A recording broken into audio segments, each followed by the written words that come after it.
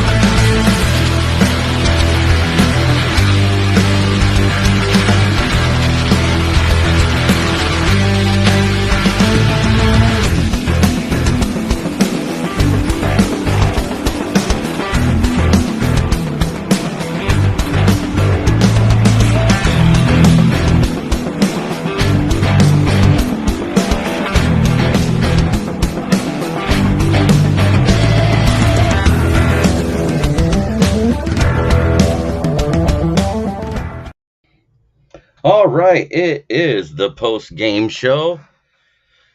Am I ticked off about preseason? No, I mean, it is what it is. We lost. Our backups didn't play well. Yeah, it was horrible. The key stats, I mean, there's not a lot of good you can take out of it.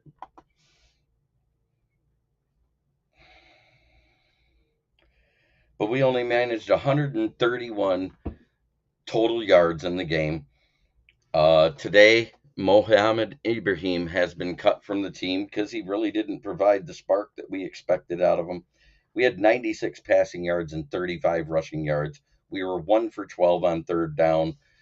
Uh, that pretty much that pretty much sums up what we did. We gave up 399 total yards, 254 passing yards, and 145 rushing yards to that team. It is it was an abysmal showing, but there wasn't a single starter playing on that field.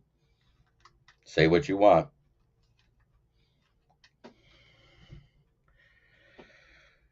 No, I don't know if Mohamed Ibrahim gets picked up the way he played here. He was pretty bad. I mean, we also lost the turnover battle. We had a fumble lost and an interception thrown. We lost the time of possession.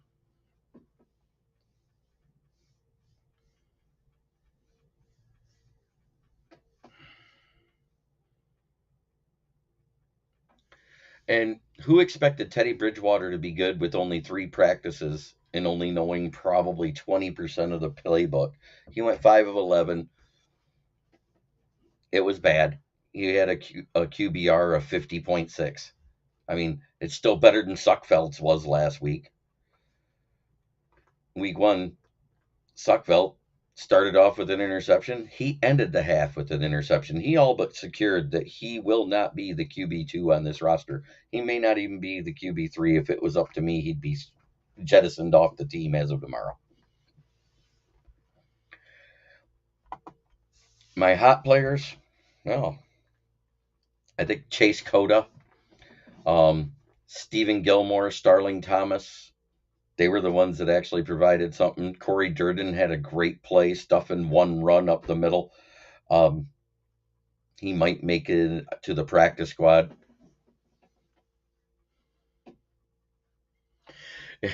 Donkey Kong, yes, you're absolutely right. Laughing my fucking ass off. Yeah, Jeremy Lake, who honestly thought Teddy was going to be great off of a few days' practice, cracks me up. What we did see is where we lacked a lot of depth that we thought was good. I mean, our second string O line was abysmal. Teddy had people draped on him every other play. If it wasn't for a couple of key blocks by running backs, he probably would have had a bunch more sacks against him and more incompletions. There was a couple of key drops. That was a really close call where they reviewed it, saying Coda didn't catch that at the sideline. It looked like both toes were down when he went out, but it is what it is. Cold players. The D line looked good. The O line did not. So I'm gonna say give the cold player to the old line, Nate Suckfelt. Um, and Teddy had a bad game, but 5 of 11 it isn't horrible. We've seen way worse performances by backup QBs in the preseason before. But I did call we would lose this game, and I'm glad we got the loss out of our system. Now we can just destroy the Panthers. Let's just destroy the Panthers next week. Go 2-1. Have one of the best off seasons we've had since they went to the 3-game system, and call it good. Key plays of the game. Starling Thomas had an excellent return. There was another guy that had a good return too. Was it Drummond to start the game? Had a great return. But 1 of 12. I don't care what level of NFL player you are. 1 of 12 on third downs. You can't have that happen. You can't. So tell me, what did you guys think of the game? I mean, overall, I saw some players that just don't belong, and I saw of quite a few who do. And the new guy, Stephen Stephen Gilmore, I want to see more of him. He looks good, and he's looking like he's fighting to get into that slot corner role of dime, possibly a backup to the 2 or the 3. Devin Bynum comes in, says, "Good evening, everyone. I'm glad to see y'all are chiming in here." Uh,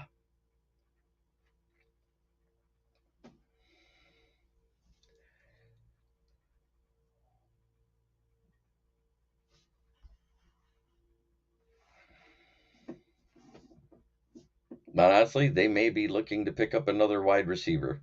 Patty Grime, what's up? I was talking about that abysmal showing by our backups yesterday. I mean, to only muster one score, and it had to be Nate Suckfelt that did it. Granted, Chase Cota caught it. That's why I gave him one of the players of the game. He tried to show out. Dylan Drummond. Teddy has to go. He wasn't as good as Mayfield in his first game with the Rams. Oh my God, LOL. Yeah. Oh, you know, you guys say that, but if you have to remember McShay's system, Jeremy for third string QB. I'd take it. I got guns, but I don't think I can throw the ball. By the way, I knew we were going to miss Evan Brown. Yeah, we all knew we'd miss Evan Brown. But you know what? I don't think it was the center as much that was letting the pocket get collapsed. It looked to me like it was the guards and tackles. He was getting hit from both sides, Bridgewater, while he was in. And like I said, with only 3 days to absorb the playbook and practice, I didn't expect much out of Teddy Bridgewater. But he didn't throw a pick. Say what you want. And he made throws that Suckfeld could only dream of doing. It's a damn shame they didn't count his receptions.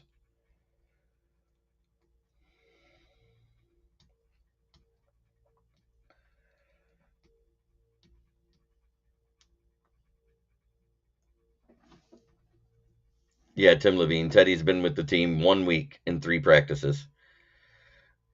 And James Rivers said the garden tackles did suck like vampires. I missed the game. How do we fix the O line depth? Anything left in free agency? There really isn't a lot in free agency. I count on Hank Fraley to coach them up and get them ready before the next game. Uh,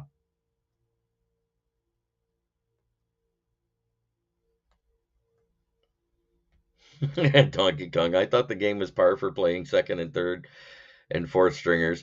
I mean, our QB had 3 days practice. Nate blows goats. O line depth is a problem. I don't think the O line depth is as big as a problem as you think because the Giants were actually a good pressure team. They just didn't get a lot of sacks last year, and we held them in check. You're talking about we just played against a team that was a division winner. Despite what their record was, they were a division winner and they won a game in the playoffs, which we didn't make it to the playoffs. So we don't know what would have happened last year. We can say, oh, we probably would have beat that team, but we don't know. So you got to look at it from that perspective as well. We played against a division winner and a playoff game winning team, and their depth was better than ours, which they made it there. We didn't. That's exactly it.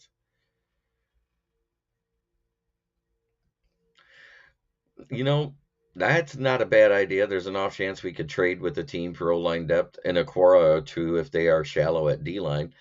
Yeah, I think we're gonna. Probably stand pat because one game they look good, the next game they didn't. So I think we're going to stand pat with the depth.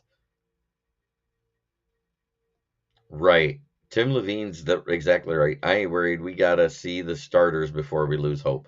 I'm not losing hope. Just think about this. There's a reason why they're not playing the starters on O-line. We have not had all 5 starters on the field for 2 straight seasons. 34 straight games, we have not had all 5 starters on the field. And seeing how Glasgow and Sorsdal played in this last game, guess what? They're depth pieces for a reason. They're not as good as what we have at starting.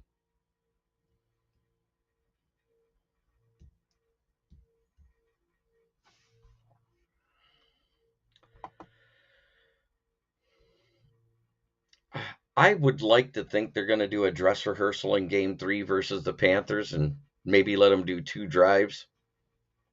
But if we don't, we don't at this point. It isn't that big of a deal to me.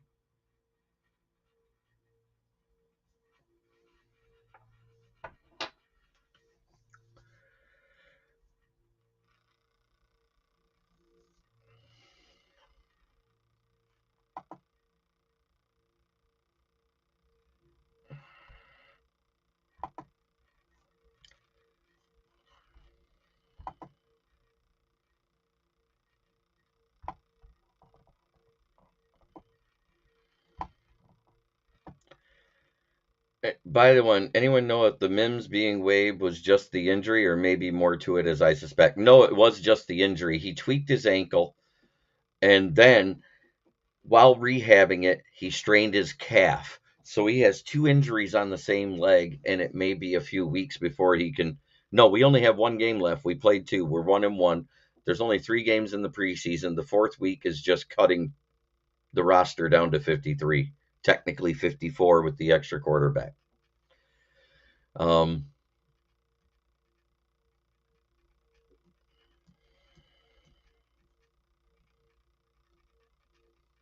yeah, the next game against the Panthers is it, and then it's on to the Chiefs. That's the game I'm looking forward to the most, the start of the season. We get to kick off the season against the Super Bowl champs. Have you guys thought about the respect that that puts from the NFL to the Lions? No, it put him on the waiver wire when he returns. Devin Bynum goes, wow, I work too much. James is 2 injuries already. That make him a free agent? No, it wasn't a cut. We waived him. It was an injury waiver. It wasn't an injury settlement. It wasn't an injury cut.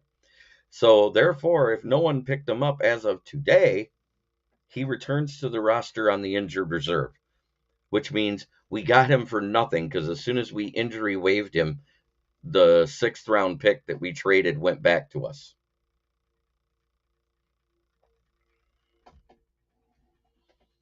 So think about that. We got to kick the tires on a former 1st round pick just to see if he, or 2nd round pick, whatever he was, just to see if he was good. That was a brilliant move by Brad Holmes, and this might be a little bit of a move by the contract people saying, hey, we don't have to lose this pick, and we might be able to get him back because he's injured. And bring him in slowly. Put him on the 6-week injured reserve or the 4-week injured reserve or the 4-week pup list, and then you have to either put him on the active roster or the season-ending IR. All I know is I doubt anybody picks him up because he's already injured, and he was considered injury-prone already. And we still get the 7th pick. Yes.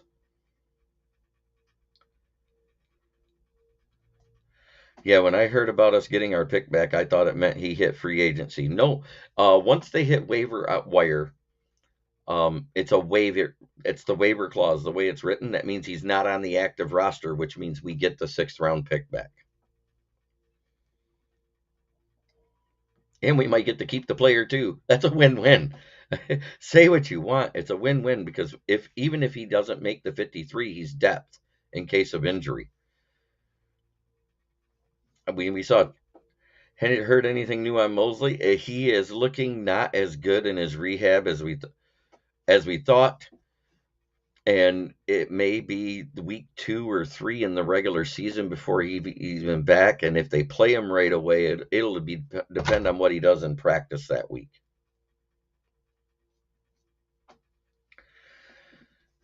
And Tim Levine says, brilliant trade, no downside. Uh, but Mosley, he kind of backtracked in his rehab. That's why it's taking longer than they hoped. At the beginning, they thought he'd be back by training camp. And when he came back and was doing the light duty workouts, he didn't do so well. So they put him back. They regressed his rehab. But Jerry Jacobs is a fine too. We've seen him do it before. I think him and God, Starling Thomas. What is my take on the Jets? I say with signing Dalvin Cook because he's a thunder to Brees Hall's lightning. I think that they might be dangerous, and I've seen Josh Allen go back to the mechanic problems he had when Brian Daboll got first back there.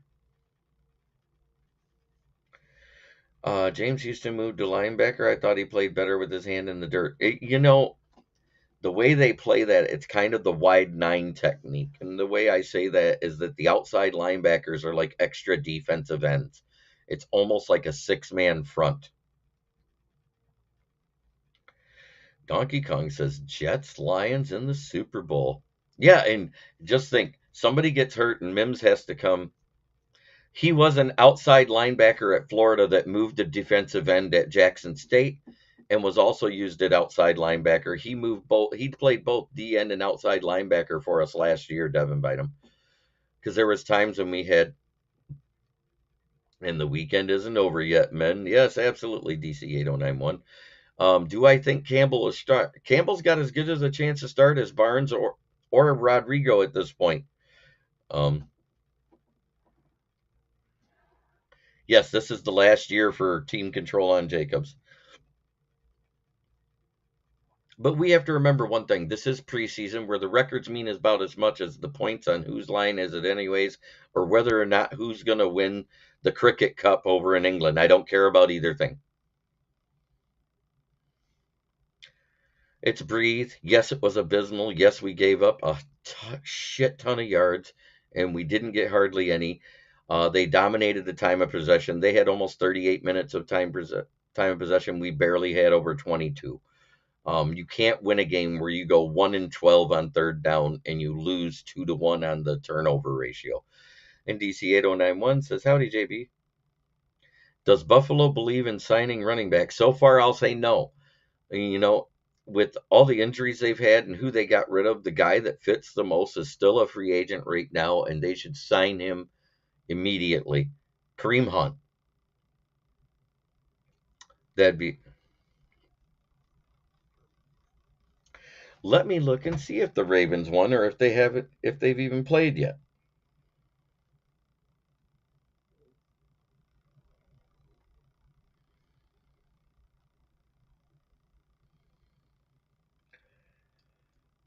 Oh, it's on right now, I think. Oh no, it's tomorrow. It's the first Monday night football game at 8 p.m. Ravens at Commanders. They're winning. There's no way the depth of the Commanders can beat the depth of the Ravens. So they'll have 25. But at the same token about preseason records, they started that win streak in 2015.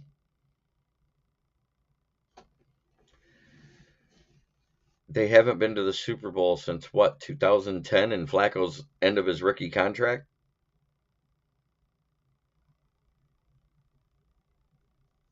They've won what, one, maybe two playoff games since then? Is that a coincidence? Or is that because they're that good in the preseason and the regular season they can't get it done in the playoffs?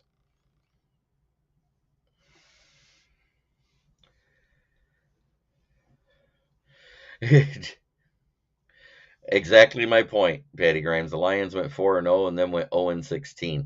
I think there's a curse on being undefeated in the preseason. I got the Ravens missing the playoffs now.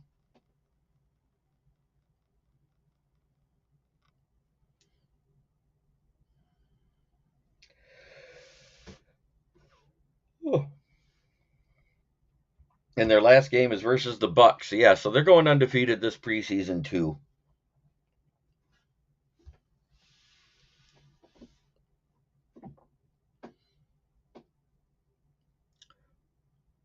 So, how was everybody's weekend except having to listen to that awful game yesterday or watching that awful game yesterday or attending that awful game yesterday? How was everybody's weekend?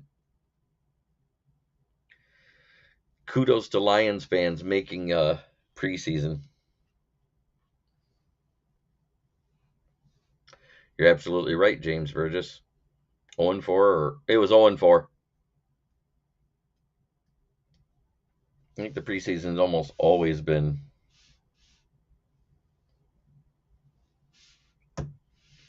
4. And Rodney Fouch says, I agree and remember that 0-16 year. And Tim Levine says his weekend was wonderful. Mine was too.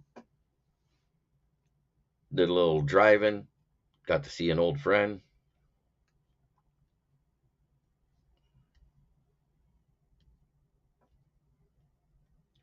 Happy birthday to your daughter, Donkey Kong.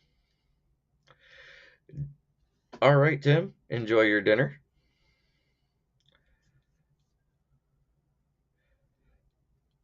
You got to ride your moped to Linden. That's a hell of a ride from Grand Blanc, if I remember right.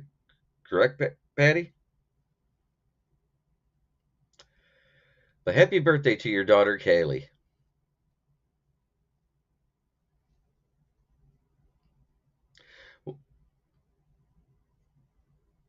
Aw, I try. When I hear somebody's got a birthday or somebody's got something up, I will shout it out on the show. Even if it's in the chat, I don't care. Mine's coming up on October 9th. So I'm hoping that I get tickets to go see the Raiders on Monday Night Football. Ravens playoffs.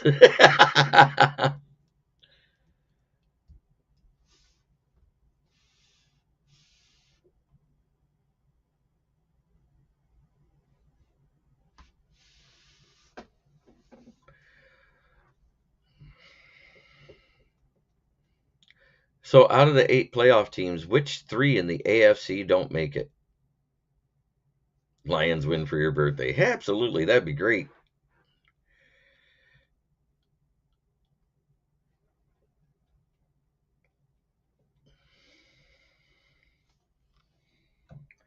No, I'm not going to start a GoFundMe.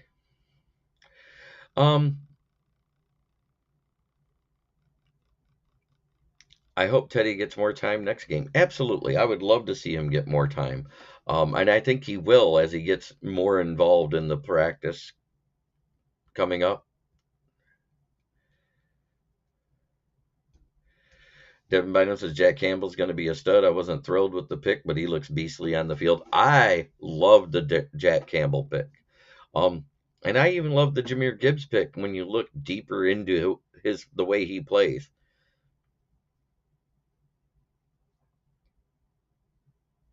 And I think it was a great signing. I mean, you can't tell me he wasn't better than Suckfeld. Last week, Suckfeld sucked. This week, Suckfeld managed to luck out and have Chase Cota bail him out in the end zone. But I think that possession when Suckfeld came in and we were basically in the red zone already. I think they started at the 35 and they moved it to the 22, and then he throws a pick. That was horrible. That's awesome, Patty.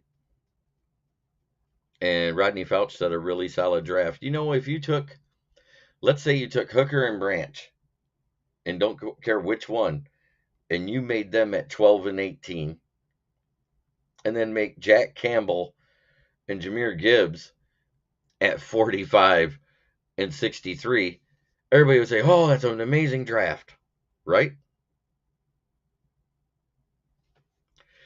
Wendy Adams, is those tickets a hint for me? Yes, dear.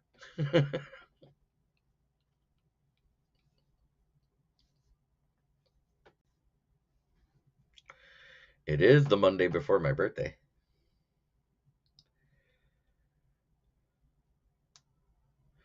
Yep, Suckfeld needs to go find a college assistant job and start his new career sooner as opposed to later. He'll never win a Sunday game. You're absolutely right. I mean, there was fans that were saying, "Oh, he's so much better than Boyle." We just watched him be Tim Boyle. He's thrown one touchdown to three picks. That's Tim Boyle's stats in preseason. That's David Blau's stats in preseason. It wasn't an upgrade, it was a lateral move, like I thought the whole time. I called him Suckfelt the moment I looked up his stats. Ooh, he completes 68% of his passes for less than 200 yards, three touchdowns, and three interceptions. Devin Bynum, we went away from Swift because he averages between snaps missed and games a total of 5 games a year that he does not play due to injury. Look at his snaps last year. Yeah, he had a great thing, but he only had 99 carries at 5.4 yards. Yes, he had 3 great games out of 17.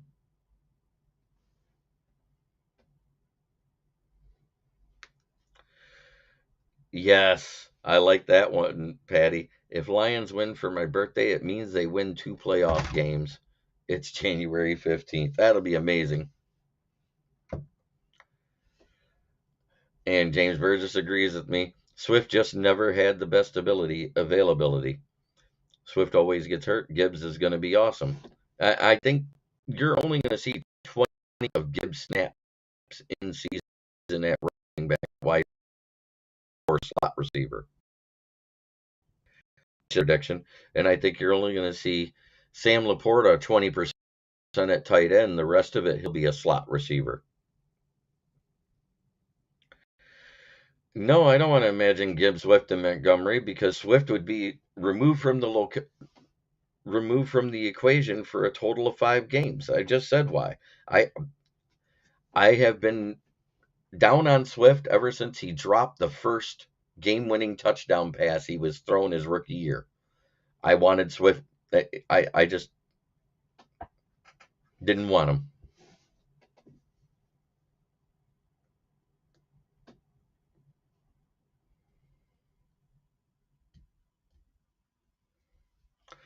Yep, he didn't like the block and he didn't like being hit. That's the other reason. Swift refused to block in the backfield for the quarterback. And James Earl says, just me speculating, Swift didn't like to get hit, and I don't think the coaches took that about him. Yeah, because after he got hurt again last year, Swift, as soon as somebody got within 3 feet of him, he was already starting to fall when he had a chance to go for more. Because he is elusive. He does have that talent, but he stopped doing it. He just stopped. Patty Grimes asks, how big of would a win against Kansas City be? That would prove everything we've been saying all along, about how deep this team is and how much better defensively it is and how great the offense should be. I just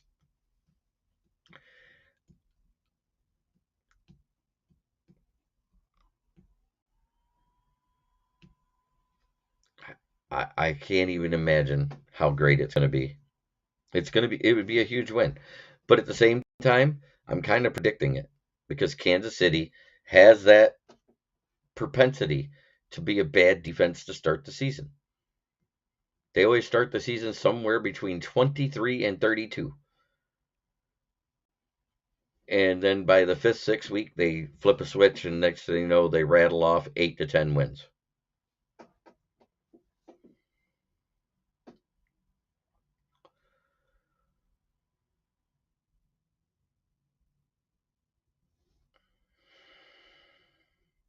Christopher Swift says, "Sup, JB? Swift is SWIFT and has no grit. That's why he isn't a Lion anymore." Absolutely. I agree. Well, that's. And David Biden says, I agree. We win that game. Watch out. The game I hope we win is the home opener.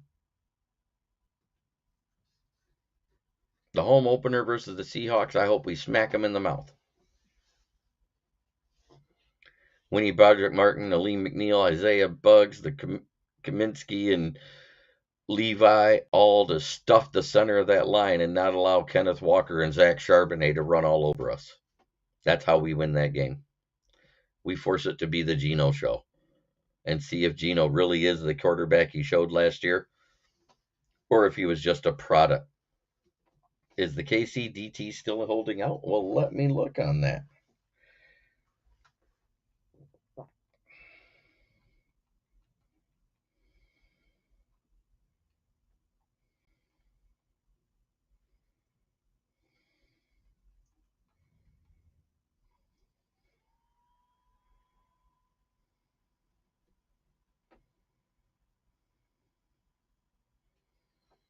According to Fox Sports, let's go there.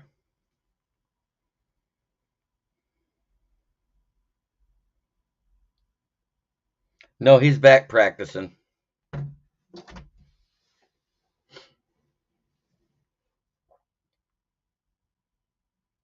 I already plan on getting a golf jersey anyways, but I also plan on getting a hooker jersey this year anyways, just like the girls on 6 Mile.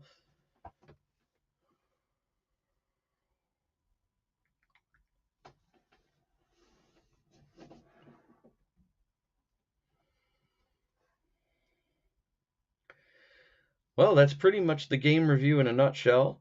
Mohammed Ibrahim being cut, that's the first one gone. Who's next? I hope it's Nate Suckfelt.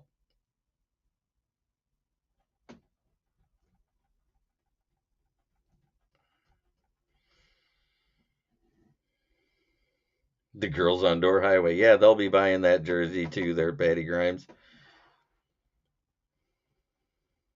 I've already seen it 3 times at other places I won't mention on here.